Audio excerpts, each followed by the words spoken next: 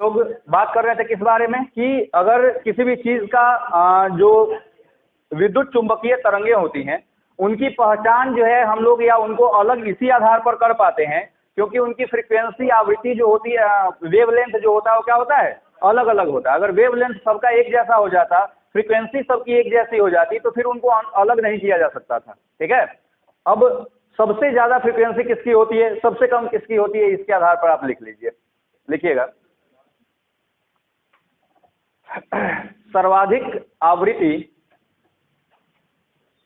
सर्वाधिक आवृत्ति गामा किरण की होती है। सर्वाधिक आवृत्ति गामा किरण की होती है, गामा किरण की होती है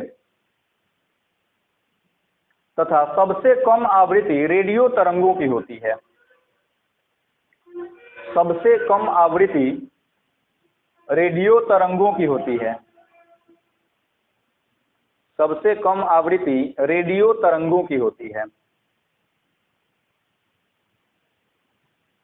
रेडियो तरंगों की होती है।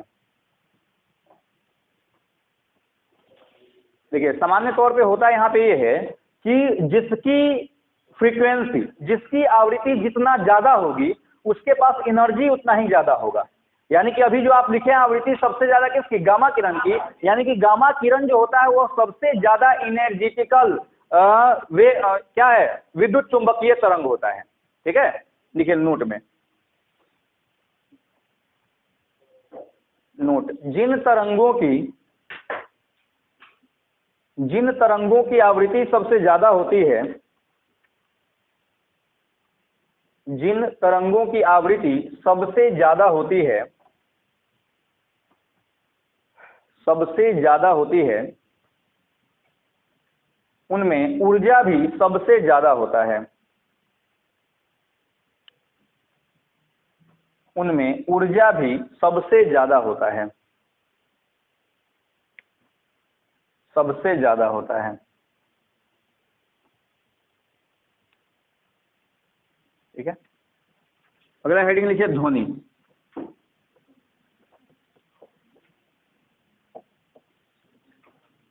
साउंड, हाँ, ध्वनि, साउंड।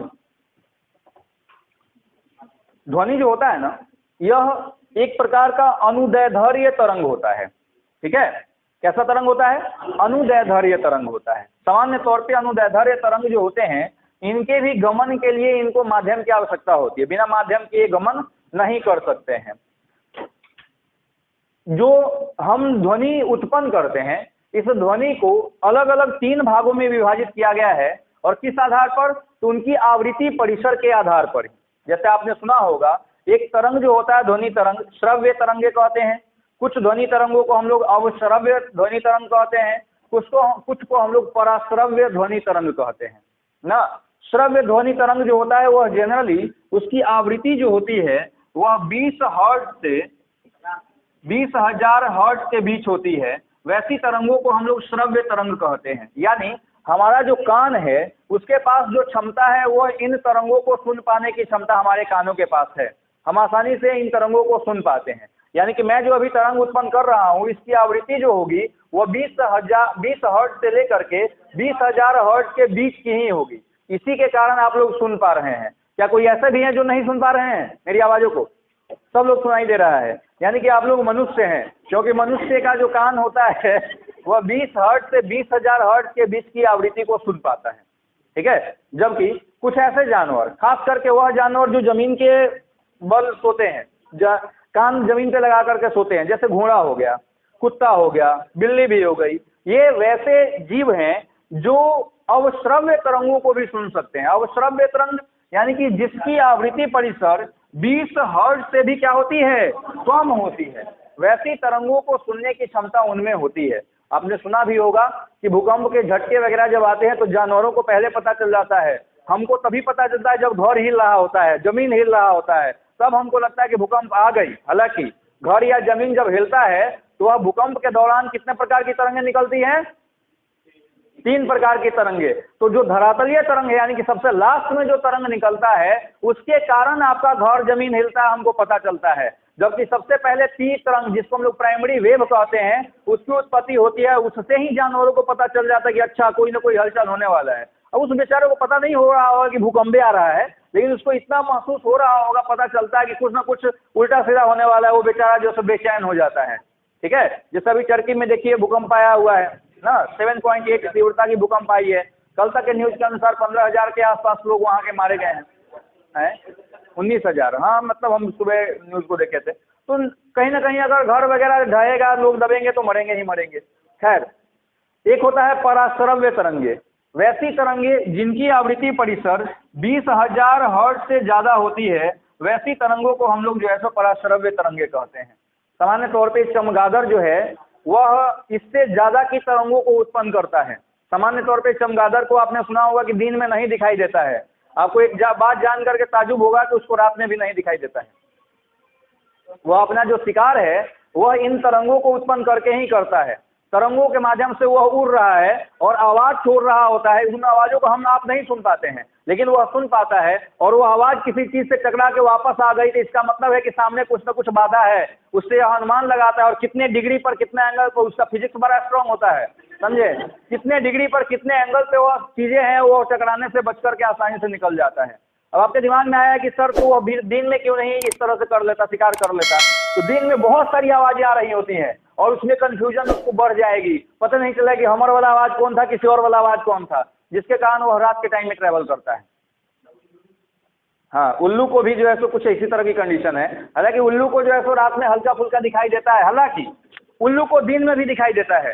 क्योंकि आपने देखा होगा कि उल्लू जो है आसानी से दिन में कभी उड़ रहा है तो आसानी से डाल पे बैठ जाता है, अगर दिख नहीं रहा होता तो बैठा कैसे, आई बात समझ में। लेकिन उसको रात में थोड़ा सा ट्रेवल करना उसके लिए आसान होता होगा। दिन में अगर उल्लू बाहर निकल जाए तो कौवा उसका प्राण ले ले चहट चहट के। कौवा छोड़िए, हम लोग को दिन में उल्लू मिल जाए तो पूरा गांव खड़ा होकर उल्लू देख रहा है और उल्लू गांव वालों को नहीं ये स्थिति हो जाती तो वो दिन में नहीं निकल पाता।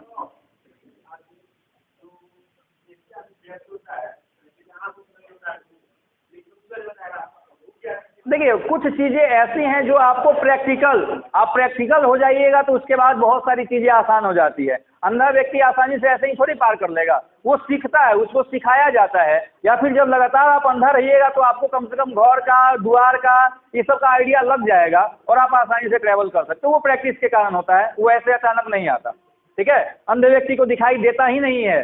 जैसे कभी ट्रेन में आप सफर कीजिए, कोई अंधा होता है, एक रक्सौल वगैरह साइड में जब जाइएगा तो एक अंधा है, बड़ा अच्छा गाना गाता है, और उसका बस फटा हुआ बांस की तरह आवाज है, लेकिन गाना गाएगा और पैसा मांगेगा। उसको जब आप पैसा दीजिएगा तो ऐसे छू करके देख लेगा कि कितना रुपया है वो। तो वो ब्रेन लिपि है जिसके द्वारा जो है वो अक्षर को आसानी से पहचान लेता है कि 10 रुपया दिए, 5 रुपया दिए कि बेवकूफ बना दिए हुए।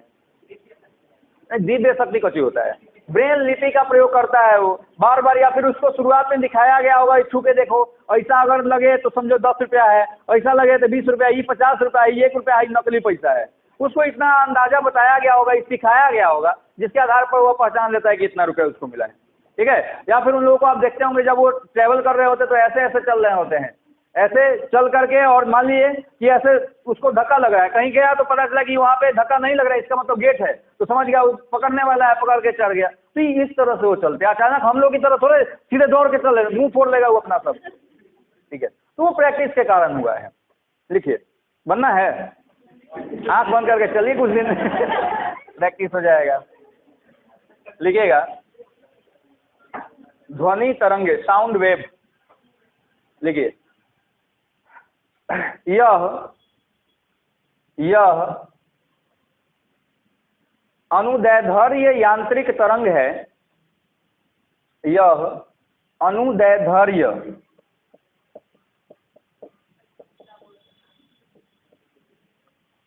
कुछ अच्छा बात बोलते हैं। यह अनुदैर्ध्य यांत्रिक तरंग है। अनुदैर्ध्य यांत्रिक तरंग है, लॉन्गिट्यूडिनल वेव इसको कहते हैं। अनुदैर्ध्य यांत्रिक तरंग है जिसकी आवृत्ति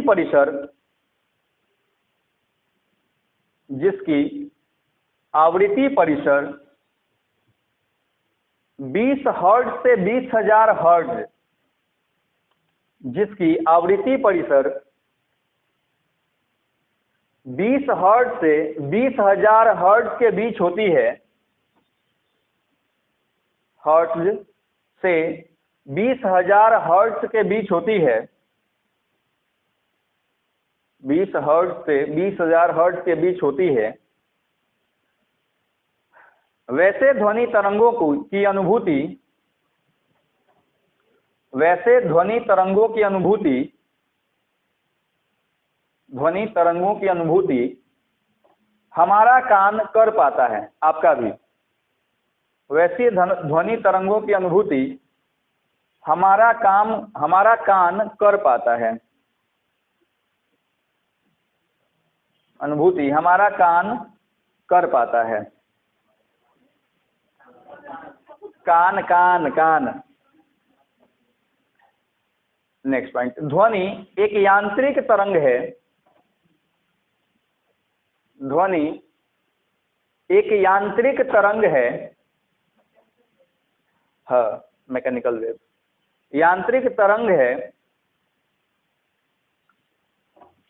अर्थात इसके गमन के लिए माध्यम की आवश्यकता होती है, अर्थात इसके गमन के लिए माध्यम की आवश्यकता होती है, इसके गमन के लिए माध्यम की आवश्यकता होती है, जाने के लिए, चलने के लिए, ट्रेवल।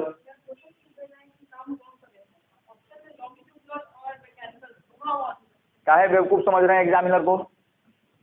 भैंस चरा के गया है एग्जाम लेने कि पढ़ के क्या होगा? तो क्या ही सा देगा? एक और ऑप्शन होगा, ए और बी दोनों। ठीक है, नेक्स्ट पॉइंट,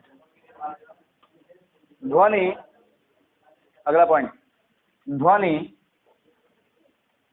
ठोस, द्रव तथा गैस, ध्वनि ठोस, द्रव तथा गैस तीनों माध्यमों में गमन करती है, ठोस, द्रव तथा गैस तीनों माध्यमों में गमन करती है, तीनों माध्यमों में गमन करती है, गमन करती है, परंतु निर्वात में गमन नहीं कर पाती है, परंतु निर्वात में गमन नहीं कर पाती है,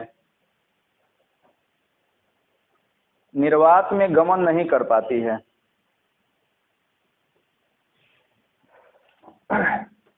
अब देखिए, ठोस, द्रव, गैस तीनों में गमन करती है, लेकिन सवाल आपका यह पूछ दिया जाए कि ध्वनि की गति सबसे ज्यादा किसमें होती है, तो ठोस में ध्वनि की गति सबसे ज्यादा होती है। आपके ऑप्शन वैसे नहीं होते, आपके ऑप्शन होते, दे दिया इस्पात, पानी, CO2 और एक और दे दिया नाइट्रोजन या हाइड्रोजन। ठीक है, तो उस स्थिति में देखिए, अब होता है कि बार बार आप इस्पात याद किए हुए हैं ना, अब इस्पात हटा करके इस बार यहां दे दिया एल्यूमिनियम। तो बच्चों के साथ होता यह है कि बच्चे इस्पात याद किए हुए हैं, ऑप्शन उसको आ गया एल्यूमिनियम, उसको समझ ही नहीं आता, इस्पात में सबसे ज्यादा होता है, इसमें इस्पात ऑप्शन नहीं है, इसका मतलब सवाल गलत है, समझे? हम लोग सोच करके आ गए, बाद में कोई टिक लगाया, कोई कुछ लगा दिया, कोई लगाया ही नहीं। एक्चुअली हमने आपको क्या लिखा है कि ठोस, द्रव, गैस तीनों में गमन करता है। अब सवाल उठता है कि सबसे ज्यादा किस में गमन करता है, तो ठोस में। तो ऑप्शन में देख लीजिए ठोस कौन सा है, एल्युमिनियम ठोस है, तो एल्युमिनियम में सबसे ज्यादा तीव्र गति से गमन करेगा। ठीक है, अगले पॉइंट में, इस्पात, स्टील, देखिए, ध्वनि की गति सबसे तीव्र ठोस में, ध्वनि की गति सबसे तीव्र ठोस में, सबसे तीव्र ठोस में, कॉमा, फिर द्रव में, फिर द्रव में तथा सबसे कम गैस में होता है। तथा सबसे कम गैस में होता है।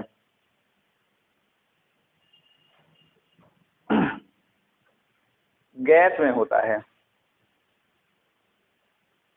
नेक्स्ट पॉइंट, ध्वनि तरंगों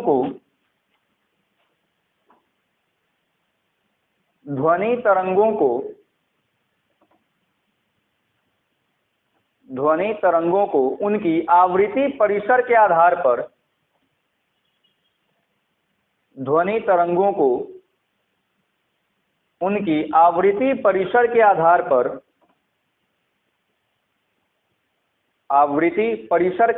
पर तीन भागों में विभाजित किया गया है।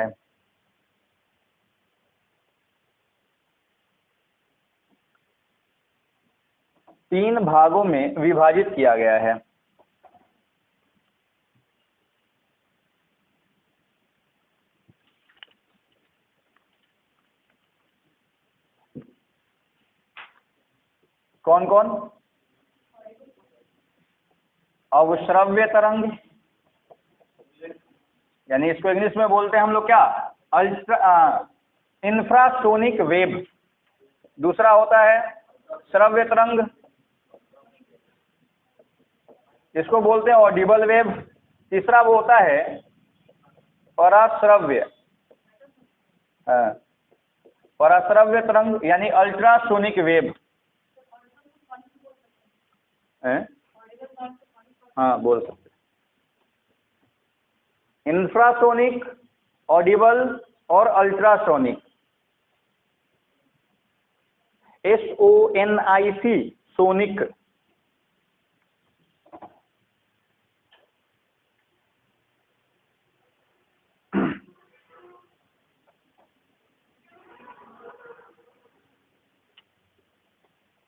ठीक है, अब देखिए इसमें कथा कहानी लिखने की क्या जरूरत है, या लिख लीजिए। पहला लिखिए अवश्रव्य तरंग, अवश्रव्य तरंगे।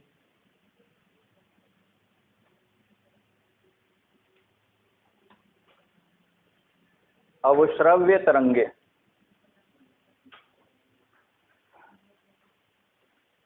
लिखिए वैसी तरंगे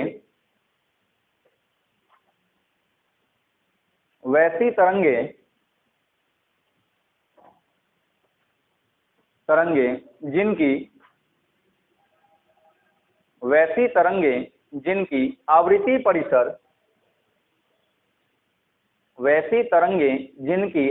परिसर 20 हर्ट्ज से कम होती है, 20 हर्ट्ज से कम होती है, हर्ट्ज 20 हर्ट्ज से कम होती है। सोए थे क्या? इसके पीछे तो 3 बार लिखे हैं हर्ट्ज। कॉपी में से देख के लिखिए। 20 हर्ट्ज से कम होती है उसे अवश्रव्य तरंग कहते हैं। अवश्रव्य तरंग जो है इसको मनुष्य का कान नहीं सुन सकता है।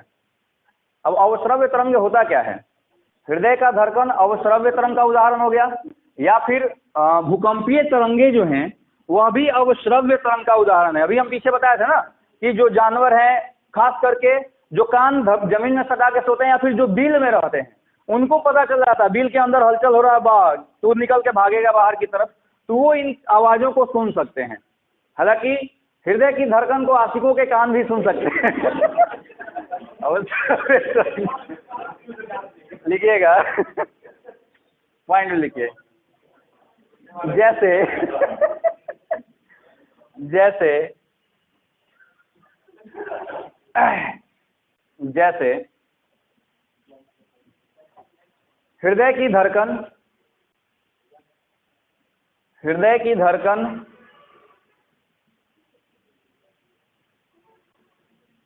हृदय की धड़कन कौमा भूकंपीय तरंगे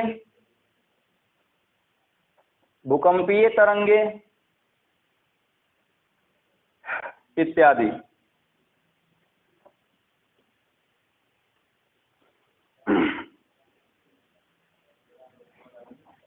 नेक्स्ट पॉइंट लिखिए। इन तरंगों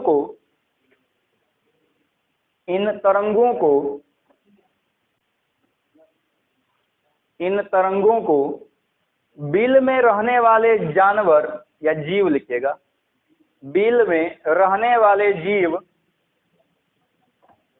बिल में रहने वाले जीव, जीव कौमा कुत्ता, कुत्ता कौमा बिल्ली, बिल्ली, बिल्ली इत्यादि सुन सकते हैं, बिल्ली इत्यादि सुन सकते हैं।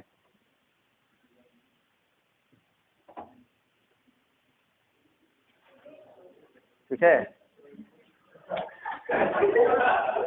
अगला लिखिए श्रव्य।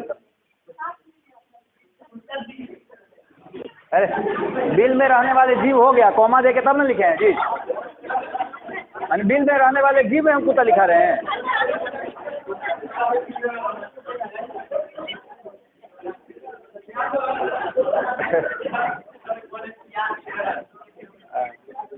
अगला लिखिए श्रव्य तरंगे, श्रव्य तरंगे Audible wave, Audible wave,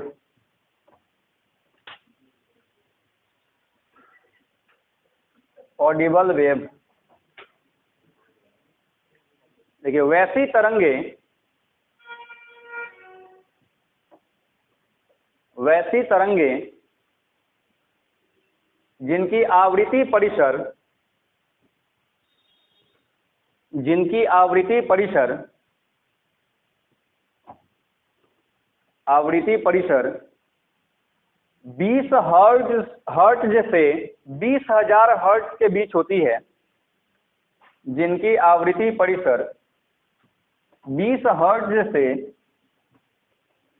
20,000 hertz के बीच होती है, 20 हर्ट्ज से 20,000 हर्ट्ज के बीच होती है, 20,000 हर्ट्ज के बीच होती है,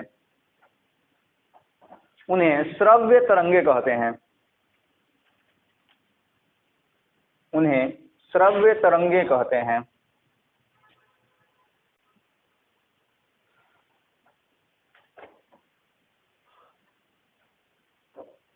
नेक्स्ट पॉइंट, मनुष्यों के साथ साथ, मनुष्यों के साथ साथ, मनुष्यों के साथ साथ सभी जानवर, सभी जीव लिखिएगा। मनुष्यों के साथ साथ सभी जीव इस तरंग को सुन सकते हैं।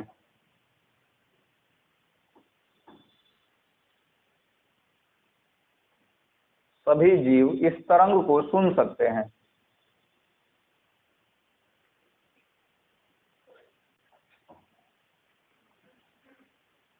अगला लिखिए पराश्रव्य तरंग, पराश्रव्य तरंग,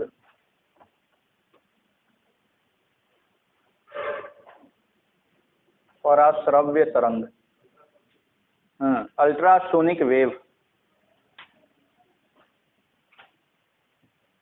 देखिए वैसी तरंगे, वैसी तरंगे, वैसी तरंगे जिनकी आवृत्ति परिसर, वैसी तरंगे जिनकी आवृत्ति परिसर, आवृत्ति परिसर 20,000 हर्ट्ज से ज्यादा होती है, 20,000 हर्ट्ज से ज्यादा होती है,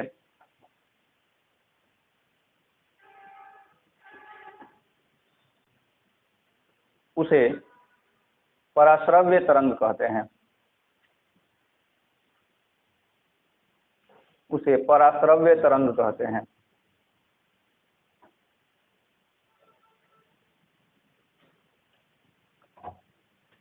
नेक्स्ट पॉइंट, मनुष्य,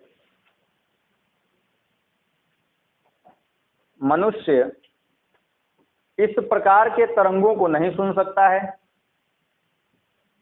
मनुष्य इस प्रकार के तरंगों को नहीं सुन सकता है, तरंगों को नहीं सुन सकता है, सुन सकता है, परंतु, परंतु कुत्ता, कुत्ता, बिल्ली, चमगादड़,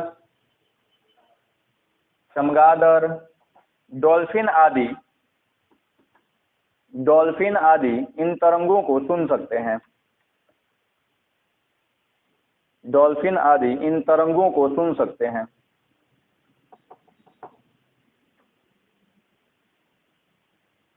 इन तरंगों को सुन सकते हैं।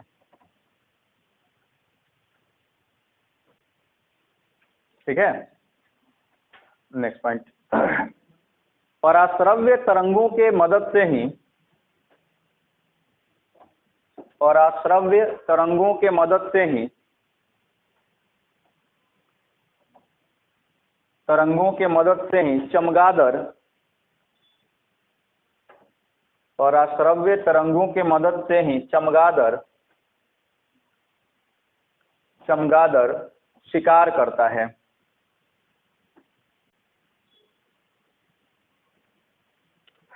शिकार करता है।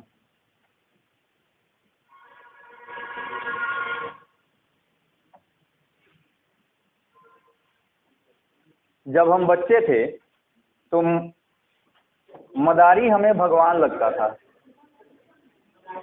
जब हम बच्चे थे तो मदारी हमें भगवान लगता था। जब हम बड़े हुए तो पता चला कि भगवान ही मदारी है।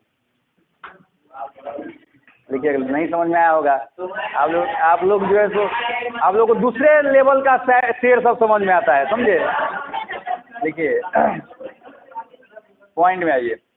पराश्रव्य तरंगों का प्रयोग, पराश्रव्य तरंगों का प्रयोग, तरंगों का प्रयोग ट्यूमर का पता लगाने, ट्यूमर, ट्यूमर, ट्यूमर, ट्यूमर क्या होता है? नहीं, ट्यूमर का मतलब केवल ब्रेन ट्यूमर ही नहीं होता है। हमारे शरीर के इंटरनल एरिया में, यानी शरीर के अंदर अगर किसी भी प्रकार का एक्स्ट्रा मांस की उत्पत्ति हो जाना ट्यूमर कहलाता है। माथा में हो गया तो ब्रेन ट्यूमर ना, किसी भी अंदर के तरफ, क्योंकि हमारे शरीर के अंदर हवा के प्रवेश तक का भी जगह नहीं छोड़ा गया है। कभी कभी हवा ज़्यादा हो जाता है तो पेट दर्द वगैरह करने लगता है ना, और उस स्थिति में अगर मांस वगैरह निकल जाए शरीर के अंदर तो उस दौरान क्या होगा, समस्याएं उत्पन्न होंगी कि नहीं होंगी। तो उस ट्यूमर का पता, माथा में ट्यूमर है कि पेट में ट्यूमर है, ये तो हमको हो गया क्या, कैंसर हो गया। लेकिन कैसे पता चले किस जगह पर? दिखाई तो नहीं दे रहा है बाहर से। बाहर है तो दिखाई दे, बाप रे यहाँ गुलौरी फुलल है, पता चल गया। यहाँ मासा निकला हुआ, पता चल गया। लेकिन यही मासा जब शरीर के अंदर निकलता है तो उसको हम लोग ट्यूमर कहते हैं, और उसका पता पराश्रव्य तरंगों के द्वारा लगाया जाता है कि ट्यूमर आखिर शरीर के किस हिस्से में है। ठीक है, देखिए कॉमा देकर, कॉमा, दांत निकालने, ट्यूमर का पता लगाने, कॉमा, दांत निकालने, दांत निकालने, हाँ दांत निकालने। हालांकि दांत आप कबड्डी खेल के भी निकलवा सकते हैं। हम जब बच्चे थे ना तो मेरा ये दोनों वाला आगे वाला जो दांत है बड़ा वाला, ये हिल रहा था, मुखारी नहीं रहे थे। गार्जियन लोग पटकते थे, हम भाग जाते थे, चिल्लाने लगते थे। गए कबड्डी खेलने को, मारा एक मुका धूम से, बस धूम दांत नीचे, ठीक है, सारा टेंशन फ्री। तो ऐसे भी आप निकलवा सकते हैं। ठीक है, दांत निकलने, उसमें लिखिए कॉमा दे करके, कॉमा, कोशिकाओं को नष्ट करने, कोशिकाओं को नष्ट करने, कोशिकाओं को नष्ट करने, कॉमा, जीवाणुओं को नष्ट करने, जीवाणु, जीवाणु, बैक्टीरिया, जीवाणुओं को नष्ट करने, अमेरिका से आए हुए हैं, समझ नहीं आ रहा है, जीवाणुओं को नष्ट करने, नष्ट करने, कॉमा, गठिया, गठिया एक रोग है जो हमारे जहाँ जहाँ पे ज्वाइंट है ना, उस जगहों पर गांठ हो जाता है और वो बड़ा जैसा तकलीफदेह होता है। गठिया एवं तंत्रिका, नर्वस, गठिया एवं तंत्रिका के इलाज में, तंत्रिका के इलाज में,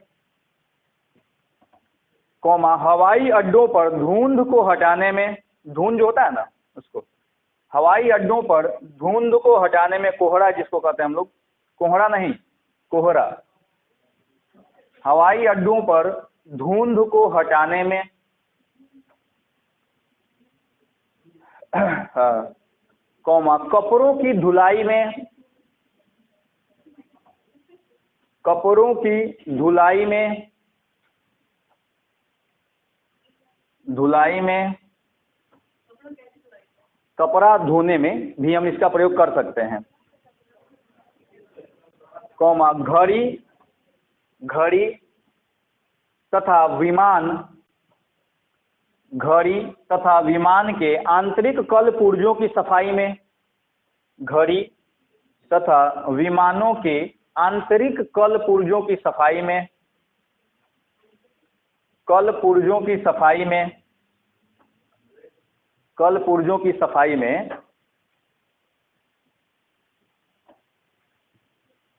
कौमा, समुद्र की गहराई का पता लगाने में,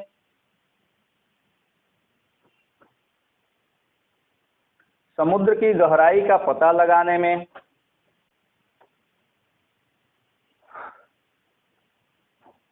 कौमा, चट्टानों तथा हिमशैलों का पता लगाने में किया जाता है। हिमशैल माने बर्फ के चट्टान, चट्टानों तथा हिमशैलों का, हिमशैलों का पता लगाने में किया जाता है, चट्टानों तथा हिमशैलों का पता लगाने में किया जाता है, पता लगाने में किया जाता है।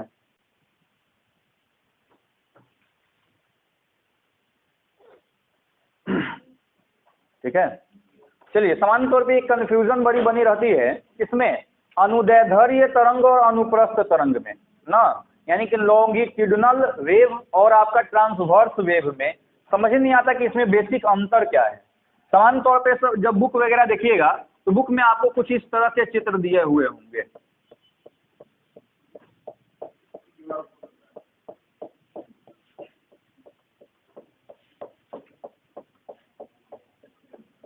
ठीक है, कुछ इस तरह के चित्र दिए होंगे। ये जो पिक्चर है, यह पिक्चर अनुदैर्ध्य तरंग का है। एक पिक्चर आपको ऐसा भी दिया हुआ होगा, ठीक है। ये पिक्चर जो है ये आपको अनुप्रस्थ तरंगों का है। ये अनुदैर्ध्य तरंग का पिक्चर, अनुप्रस्थ तरंग का पिक्चर। लिखिए, समझाते हैं। अनुदैर्ध्य तरंग, लॉन्गिट्यूडिनल वेव, हाँ, अनुदैर्ध्य तरंग, लॉन्गिट्यूडिनल वेव, अनुदैर्ध्य तरंग, लॉन्गिट्यूडिनल वेव।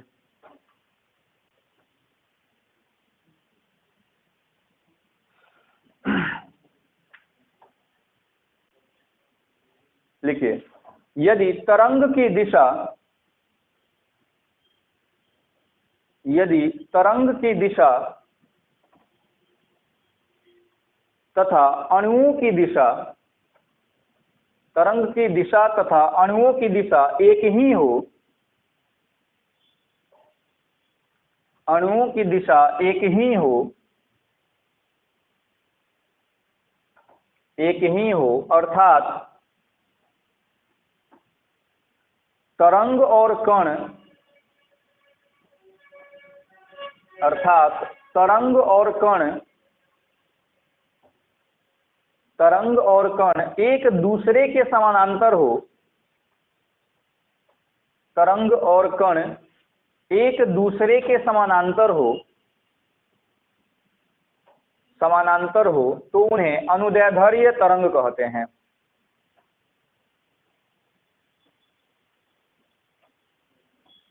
तो उन्हें अनुदैर्ध्य तरंग कहते हैं।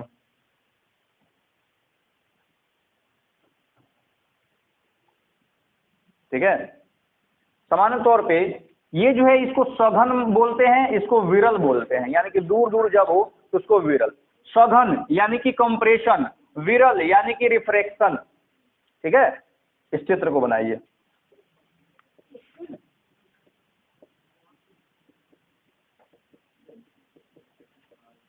ऊपर वाले को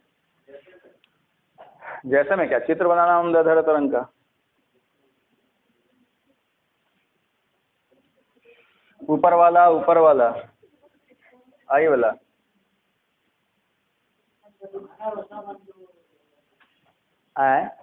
हाँ, जो पास पास में है उसको सघन कहते हैं, जो दूर दूर है विरल है। नहीं उससे सब सुने होंगे, ऐसे ऐसे लोग, हमारे जैसे लोग विरले ही मिलते हैं, माने कहीं कहीं।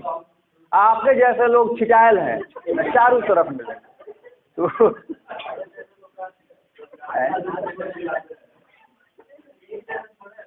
अरे छिटी में ना छिटायल है सब। आपको भी नहीं आ रहा है, उसको भी नहीं आ रहा है।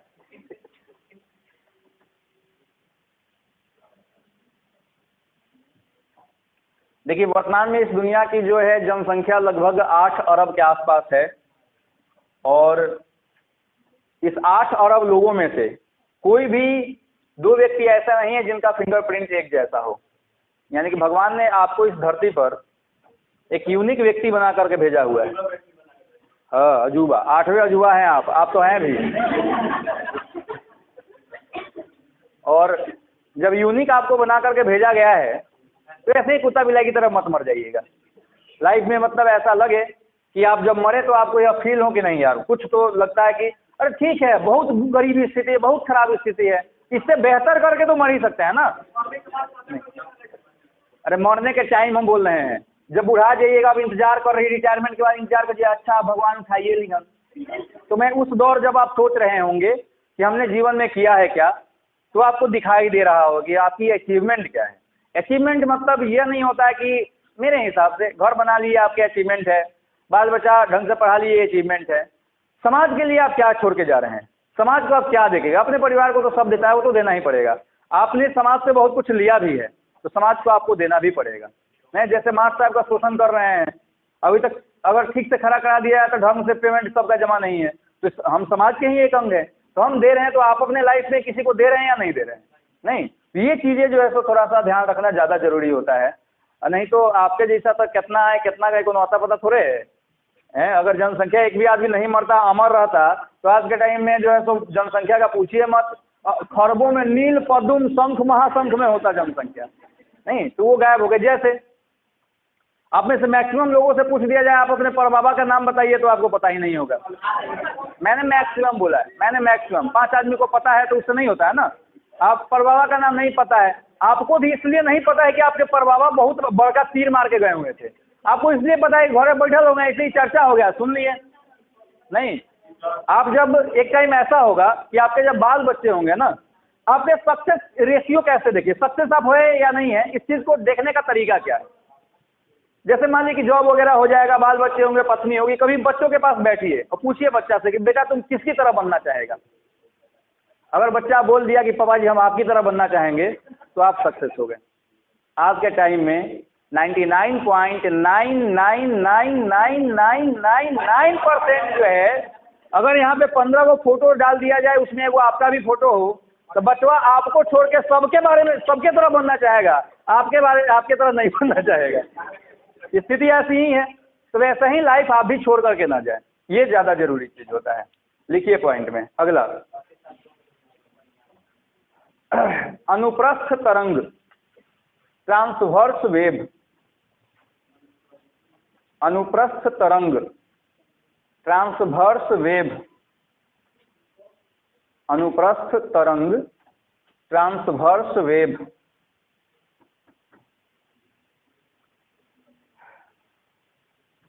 लिखिए, जब तरंग और उसके कण, जब तरंग और उसके कण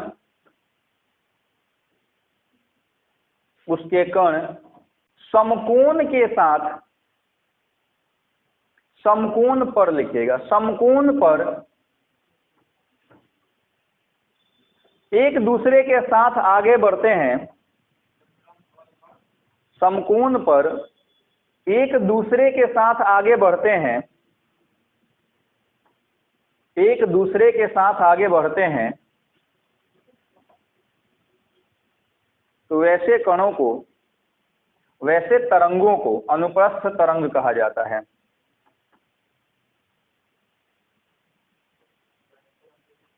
वैसे तरंगों को अनुप्रस्थ तरंग कहा जाता है।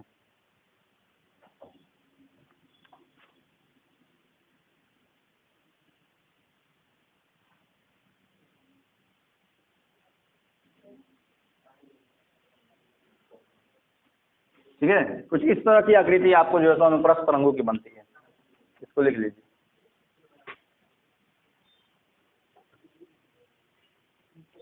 ऊपर वालों को श्रृंग और नीचे वाले को गर्त कहते हैं, क्रस्ट, क्र टॉट, श्रृंग और गर्त, क्रस्ट और टॉट।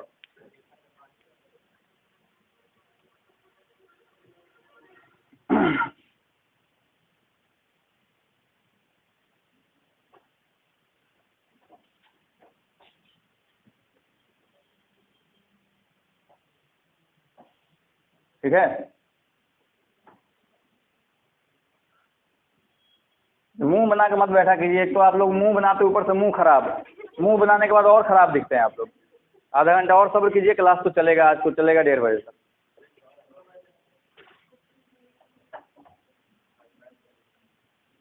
हाँ, आज मैथ भी आप नहीं पढ़े, दिन भर फ्री हैं आप लोग, बहुत बढ़िया। चलिए, बहुत निमन।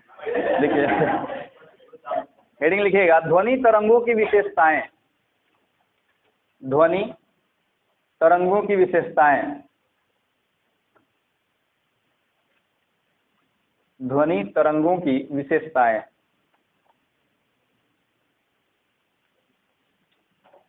ध्वनि तरंगों की विशेषताएं। टाइम देखिएगा कितना देर हो गया उसे, 48। चल लिखिएगा पॉइंट में, ध्वनि की तीव्रता, ध्वनि की तीव्रता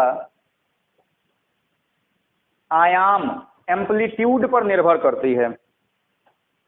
ध्वनि की तीव्रता आयाम, एम्पलीट्यूड, एम्पलीट्यूड पर निर्भर करती है।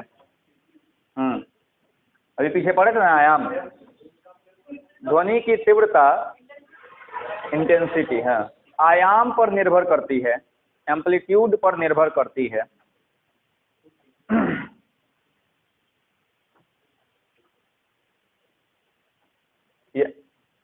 नेक्स्ट पॉइंट, यदि आयाम बड़ा होगा, यदि आयाम बड़ा होगा, आयाम बड़ा होगा तो ध्वनि की तीव्रता अधिक होगी। ध्वनि की तीव्रता अधिक होगी। तीव्रता मतलब यहाँ पे लाउडनेस से है। ध्वनि की तीव्रता अधिक होगी। और यदि आयाम कम होगा, और यदि आयाम कम होगा तो ध्वनि मृदुल होगी। मृदु, आयाम कम होगा तो ध्वनि मृदु होगी। मृदु माने अच्छा, कितना मीठा आवाज बा इनकर, माने उनका जो है आयाम क्या है, कम है, इसलिए आवाज मीठा आ रहा है। कैसन कौआ जैसन बोलत रहो, मैंने उसका आयाम जो है क्या है, ज्यादा है, उसका आवाज हमको कौआ जैसा लग रहा है। ठीक है, तो कोयल का आवाज मीठा होता है, कौआ का आवाज कड़वा होता है। ये आपको जो है सो लाउडनेस के ऊपर निर्भर करता है। यानी कि loud is equal to amplitude square. ठीक है, इज इक्वल टू नहीं कहेंगे, इसको डायरेक्टली प्रोपोर्शनल कहेंगे। ध्वनि की तीव्रता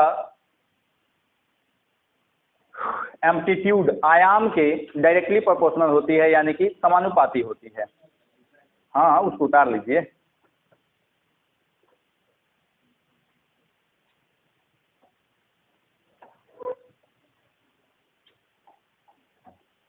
वैसे ध्वनि की तीव्रता को किस में मापते हैं हम लोग, डेसिबल में मापते हैं। लेकिन एक्चुअली ध्वनि की तीव्रता को मापा जाता है बेल में, लेकिन बेल थोड़ा ज्यादा वैल्यू है, इसलिए इसको हम लोग किस में माप दिए हैं, डेसिबल में। इसका मतलब दोनों में कोई ना कोई रिलेशन होगा। तो सामान्य तौर पे होता यह है कि एक बेल बराबर 1/10 डेसिबल,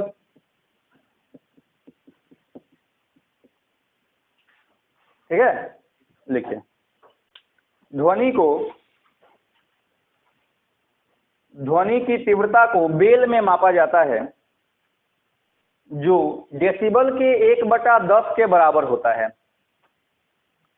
जो डेसिबल के 1/10 के बराबर होता है।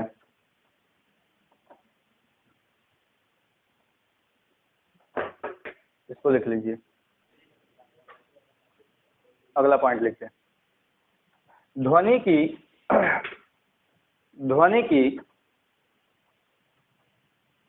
पिच या श्रिलनेस, पिच PITCH, ध्वनि की पिच या श्रिलनेस SHRILLNESS आवृत्ति पर निर्भर करता है। आवृत्ति पर निर्भर करता है। आवृत्ति पर निर्भर करता है। एक्चुअली सामान्य तौर पे अगर आवृत्ति ज्यादा होगी, फ्रीक्वेंसी जो है वह ज्यादा होगी, तो उस स्थिति में आपका जो श्रिलनेस होगा ना, आपकी जो आवाजें होंगी ना, वो पतली होंगी। यानी कि औरतों की जो आवाजें होती हैं, उनके आवाज का पिच जो होता है, श्रिलनेस जो होता है, वो कैसा होता है? पतला होता है। उनकी आवाजें पतली सुनाई देती हैं। किसके कारण? क्योंकि उसकी आवृत्ति सबसे ज्यादा होती है। आवृत्ति ज्यादा होती है, आवाज पतला हो गया। पुरुषों का आवाज जो है तो भारी भरकम आपको सुनाई दे रहा हो। वैसे हम पुरुष ही हैं भाई, जो बोल रहे थे अभी वो पुरुष वाला आवाज ही था। तो हमारी आवाज जो है वो अभी वह आपको थोड़ा सा औरतों की अपेक्षा में थोड़ा मोटा दिखाई दे रहा होगा। अभी जो हम बोल रहे हैं ये थोड़ा ज्यादा मोटा हो गया, नहीं तो वह जो आपको मोटा दिखाई दे रहा था, इसकी फ्रीक्वेंसी क्या थी? कम थी, जिसके कारण हमारी आवाजें जो है, पुरुषों की आवाजें जो होती हैं वो कैसी दिखाई देती हैं? मोटा दिखाई नहीं देती, सुनाई देती। ठीक है, चलिए लिखिएगा। औरतों के ध्वनि, स्त्रियों की ध्वनि, स्त्रियों की ध्वनि की आवृत्ति ज्यादा होती है।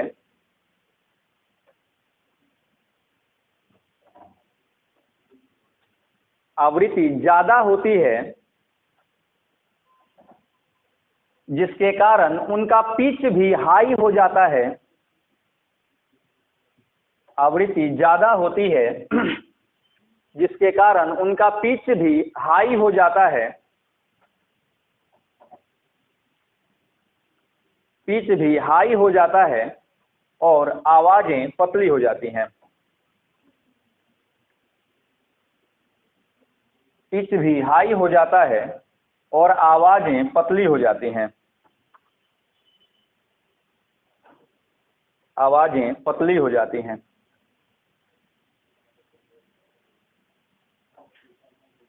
Next point.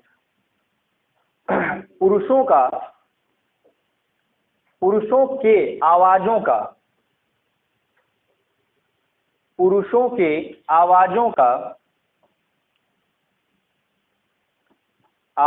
का आवृत्ति कम होता है। आवाजों का आवृत्ति कम होता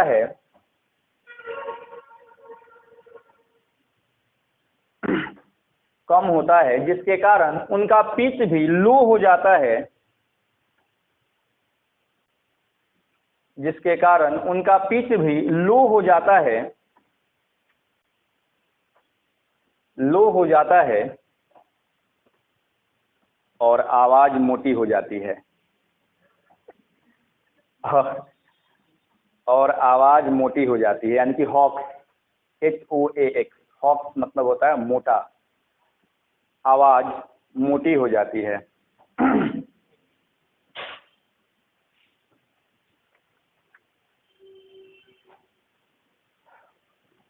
तो आपने सुना होगा गुणवत्ता ना, आवाज की गुणवत्ता यानी कि क्वालिटी। लिखिएगा, गुणवत्ता या क्वालिटी लिख के डैश दीजिए। गुणवत्ता या क्वालिटी लिख के डैश देना है। गुणवत्ता या क्वालिटी।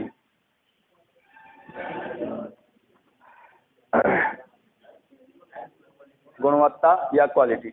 एक्चुअली कोई भी जो आवाज होती है ना, दो आवाजें ए अभी खड़ा कराया मैं सुन लेम दूगो क्वेश्चन लाइव आवत रह जानल बाबूजी कहीं देख लें लतियावे लगे घरे ही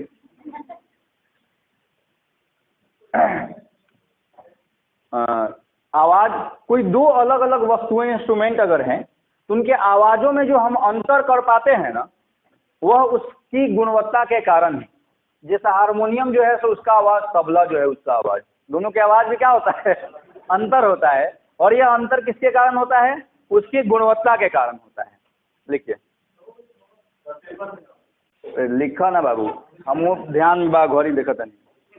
लिखिए, विभिन्न ध्वनियों में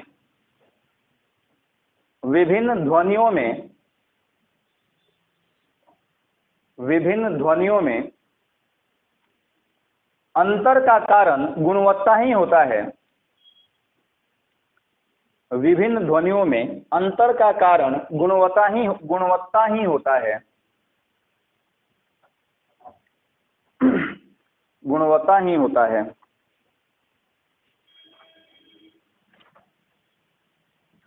एक चाल का फॉर्मूला आपने, चाल बराबर क्या होता है? चाल दूरी बटा समय। एक चाल का फॉर्मूला और होता है,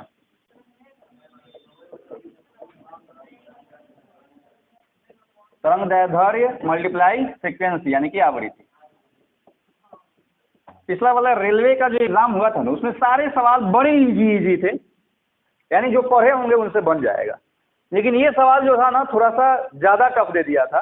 दो गो सवाल पिछले वाले रेलवे के एग्जाम में हमने देखा था, जो सवाल था कि जिसने सोचने पर मजबूर किया कि थोड़ा सा सोचा जाए भाई साहब, ये टॉपिक छूट रहा था कहीं ना कहीं पढ़ाने में। तो ये ध्यान रखिएगा, चाल का फॉर्मूला सवाल चूंकि आपके पास आएंगे तो उस समय इसकी जरूरत पड़ेगी, क्योंकि अगर ये भी चाल है ये भी चाल है तो हम दूरी बटा समय इज इक्वल टू तरंगदैर्ध्य मल्टीप्लाई आवृत्ति लिख सकते हैं कि नहीं लिख सकते हैं? अगर मान लीजिए हमको दूरी समय तरंगदैर्ध्य दिया है तो आवृत्ति आराम से निकाल सकते हैं, या हमको आवृत्ति तरंगदैर्ध्य ये समय दिया हुआ है तो दूरी आराम से निकाल सकते हैं। ठीक है, दोनों चाल ही है तो दोनों को हम बराबर कर सकते हैं।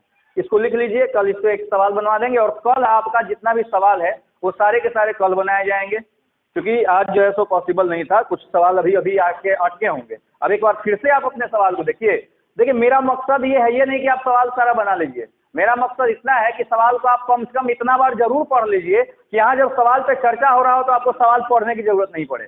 इसलिए मैं बार बार आपको बोल रहा हूँ कि आप उसको पढ़ के आइए, उसको बना के आइए। समझ में आया? समझे में तो आपको सब कुछ आ जाता है, ये तो सबसे बड़ा सवाल है। इसीलिए बार बार बोला था कि हमेशा इंटेलिजेंट टीचर के पास पढ़िए, समझ में आपको आएगा।